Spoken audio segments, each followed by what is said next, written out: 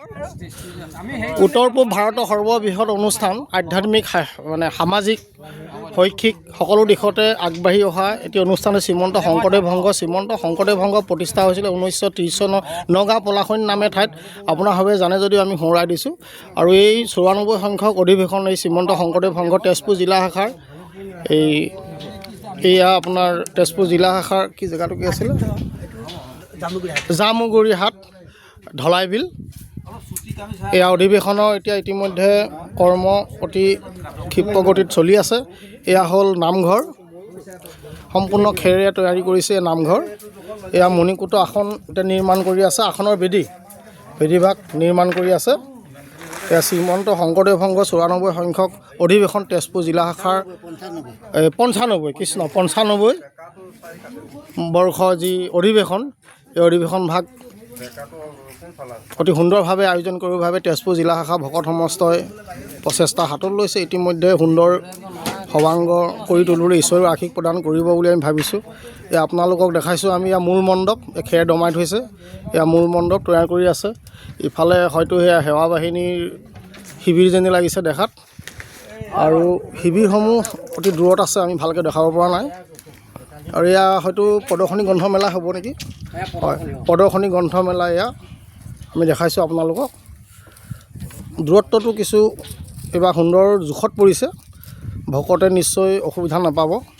আৰু লগতে আমি এগৰাকী মহান ব্যক্তিক লগ কৰিব বিচাৰিছোঁ, আমাৰ শৰণ সদস্য বাপজনা, আমাৰ চিৰনমস্য এয়া শৰণ সদস্য বাপ শ্ৰীমন্ত শংকৰদেৱ সংঘৰ শৰণ সদস্য বাপ। নামভাগ কি আছিলে বাপৰ?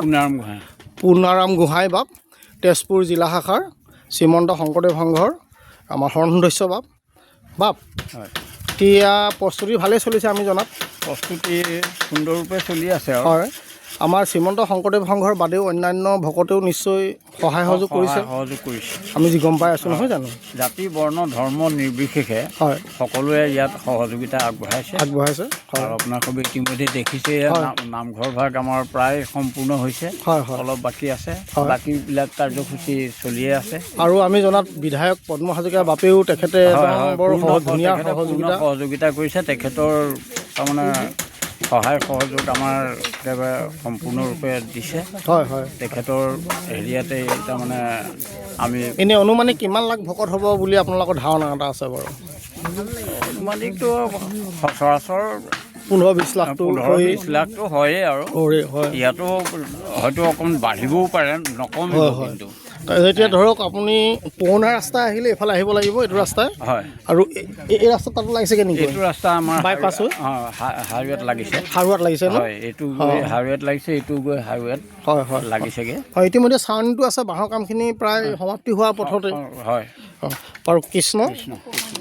তাৰপিছত এইখেত হ'ল আমাৰ লালুক নাওবৈচা আঞ্চলিক শাখাৰ একান্ত সংগী তথা লালুক নাওবৈচা আঞ্চলিক শাখাৰ প্ৰতিষ্ঠাপক সম্পাদক, আমাৰ সকলোৱে চিৰনমস্য মহাপণ্ডিত শাস্ত্ৰজ্ঞ মহান জ্ঞানৰ মানে ভাণ্ডাৰী আছিলে তেখেত। সেয়া হৈছে পূৰ্ণদত্ত বাপ, আমাৰ লালুক অঞ্চলৰ নিবাসী, লালুক নাওবৈচা আঞ্চলিক শাখাৰ প্ৰতিষ্ঠাপক সম্পাদক পূৰ্ণদত্ত বাপৰ এখেত হ'ল খুলখালীয়েক। এখেতৰ বায়েককে পূৰ্ণদত্ত বাপে অৰ্ধাংগিনী হিচাপে ইয়াৰ পৰা তেখেতে গ্ৰহণ কৰিছিলে। আপোনাৰ নামভাগ কি আছিলে বাপ? কি ক'লে? কুঞ্জ কটকী ন? হয়, কি ক'লে?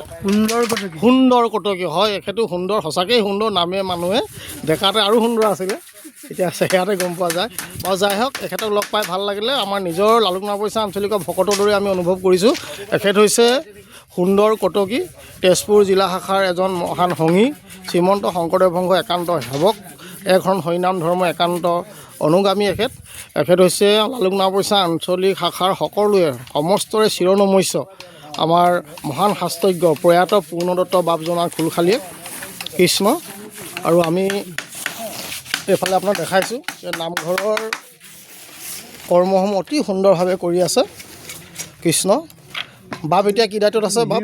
কৃষ্ণ মই আদৰণি সমিতিৰ উপসভাপতি। আদৰণি সমিতিৰ উপসভাপতি। নামভাগ আপোনাৰ?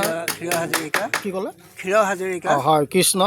এই আদৰণি সমিতি আমাৰ হাজৰিকা বাপ হৈছে উপসভাপতি এই আদৰণি সমিতি। অতি সুন্দৰ দায়িত্ব বহন কৰিছে, ঈশ্বৰে কৃপা কৰিব। আপোনালোকৰ প্ৰস্তুতি ধুনীয়া চলি আছে বুলি গম পাইছোঁ। প্ৰস্তুতি ধুনীয়াকৈ চলি আছে, বতৰ ভাল পাইছোঁ। হয় হয় হয়, ভগৱন্তই কৃপা কৰিলে আমি এই অনুষ্ঠানভাগ সফলভাৱে কৰিব পাৰিম। সফল হ'ব। হয়, এইকাৰণে আমি সমস্ত বাপ বান্ধৱক ইয়াত আমন্ত্ৰণ জনাইছোঁ যাতে অনুষ্ঠানভাগ সফলভাৱে। হয় হয়, এই 95 সংখ্যক অধিৱেশন শ্ৰীমন্ত শংকৰদেৱ সংঘৰ মূল অধিৱেশন। হয়, আৰু এইটো আমাৰ যি স্থানত হৈছে এইটো ধলাইবিল নাহৰবাৰী মধ্যস্থান পথাৰতে অৱস্থিত।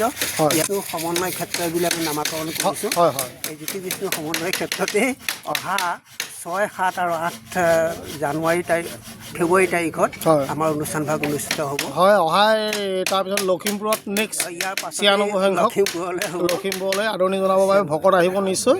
গতিকে আমিও এইখিনিতে আপোনালোকো নিমন্ত্ৰণ কৰিলোঁ। আমি যিহেতু লখিমপুৰৰ সংগী, লখিমপুৰৰ পৰা আহিছে, লখিমপুৰৰ সমস্ত বাপ বান্ধৱীক আদৰিছোঁ যাতে ইয়াতে তেখেতসকলে আদৰণি সেৱা কৰিব পাৰে। আমি আকৌ কৈছোঁ, এয়া হৈছে শ্ৰীমন্ত শংকৰদেৱ সংঘৰ 95 সংখ্যক অধিৱেশনৰে প্ৰস্তুতি।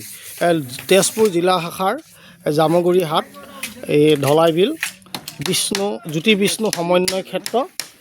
এয়া জ্যোতি বিষ্ণু সমন্বয় ক্ষেত্ৰত সঁচাকৈ জ্যোতি বিষ্ণু সমন্বয় ক্ষেত্ৰত আজি ভকতৰো সমন্বয় ঘটিব।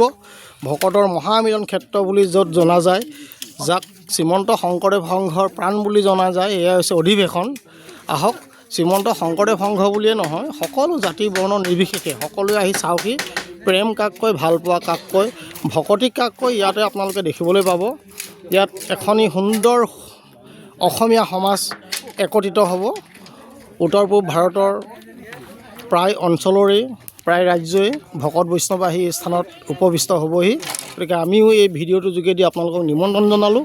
আহক, আমি সকলোৱে এই 3টা দিনত ঈশ্বৰৰ নাম গুণানুকীৰ্তন কৰি সকলোৱে নিজৰ লগতে সমাজৰ মংগলৰ বাবে ঈশ্বৰৰ চৰণত সেৱা নিবেদন কৰিম। কৃষ্ণ জয় গুৰু শংকৰ।